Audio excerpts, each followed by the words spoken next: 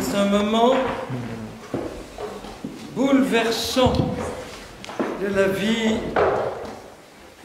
toute commençante de l'Église. C'est la première fois que Jésus n'est plus là. Car ce que nous venons d'entendre dans les actes se passe après l'Ascension. Le meilleur moment chronologique pour cette fête, ça arrive certaines années, c'est quand elle coïncide avec les 10 jours de Cénacle entre l'Ascension et la Pentecôte. Et cette année, il y a un petit décalage de 8 jours. Et donc, ils ne savent pas quoi faire.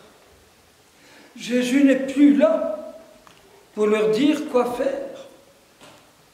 Si Jésus était là, c'est Jésus lui-même qui aurait choisi un remplaçant pour Judas.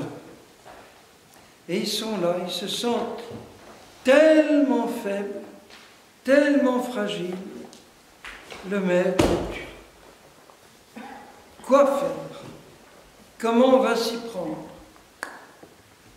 Qui parmi nous a le droit de choisir le successeur de Judas? Qui? Même Pierre ne revendique pas ce droit. Il ne dit pas, mais je suis le pape, c'est moi qui décide.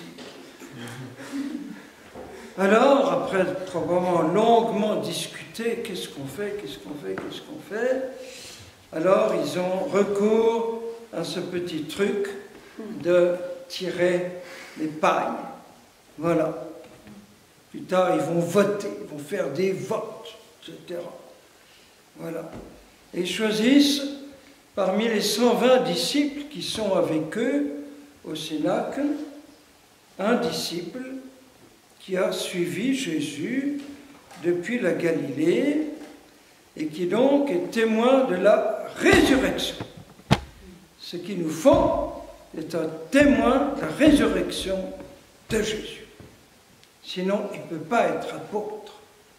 Et même Paul, un avorton, comme il dira lui-même, a été témoin puisqu'il a vu sur la route de Damas Jésus ressuscité. C'est très, très émouvant. C'est la première élection d'un évêque par une assemblée épiscopale. Première fois. Première fois.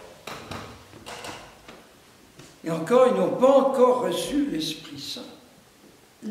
Donc, ils se sont pas mal débrouillés, finalement. C'est pas mal.